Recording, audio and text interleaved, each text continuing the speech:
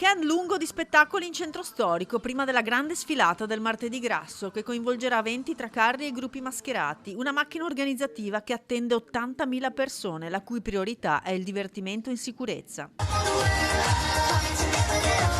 È una macchina enorme che parte dovendo dare risposta a tutti i vari aspetti che una manifestazione pubblica di questa entità richiede. Quindi sicuramente la capacità dal punto di vista artistico di tutti coloro che allestiscono i carri, ma poi tutto l'apparato che ovviamente supporta questo, che è soprattutto l'apparato legato alla sicurezza, legato all'organizzazione proprio della città. Si parte sabato 14 e domenica 15 con gli spettacoli per i più piccoli, tra circensi e cantastorie, spettacoli di giocoleria, equilibrismo e musica tra le vie del centro, che sorprenderanno passanti e curiosi.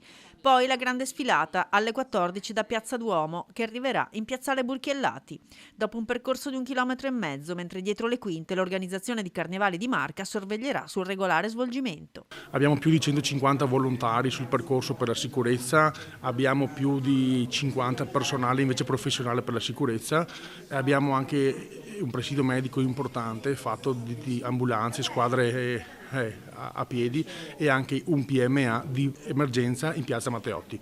Dunque noi facciamo un invito spassionato: venite martedì grasso, non ci saranno assolutamente problemi di sicurezza e sarà una giornata veramente eccezionale. L'invito è anche quello di venire a piedi, in bici, in bus o in treno, perché la viabilità sarà modificata, così come la possibilità di parcheggiare intorno al percorso. Tra le curiosità da segnalare che nel gruppo dell'associazione culturale Je Soy Dominicano Aquí y Allá, molto ben integrata nel tessuto trevigiano, sfileranno anche l'ambasciatore dominicano in Italia Rafael Lantiga Siriaco e il console dominicano a Milano Miguel Ángel Vázquez Peña. E questo anno portiamo un po' di storia della Repubblica Dominicana. La Repubblica Dominicana solitamente è conosciuta per le spiagge, la musica, ma noi porteremo anche le radici nostra taina, quindi porteremo un omaggio a questa proprio la base della Repubblica Dominicana.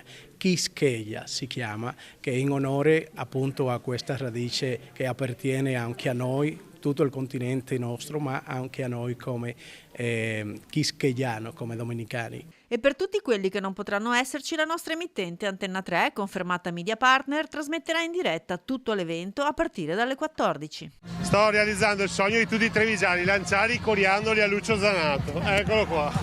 Allora, e a tutti voi che siete a casa, ve ne siete risparmiati stavolta. Anche Antenna 3 quest'anno in questa occasione ci sarà vicino, darà la possibilità a tutti coloro che per vari motivi non potranno essere presenti di parteciparvi, e quindi veramente una partecipazione corale. Soprattutto per dare la chance a chi è a casa, sta poco bene, alle case di riposo per esempio, di vedere assieme questa festa che merita di non essere persa.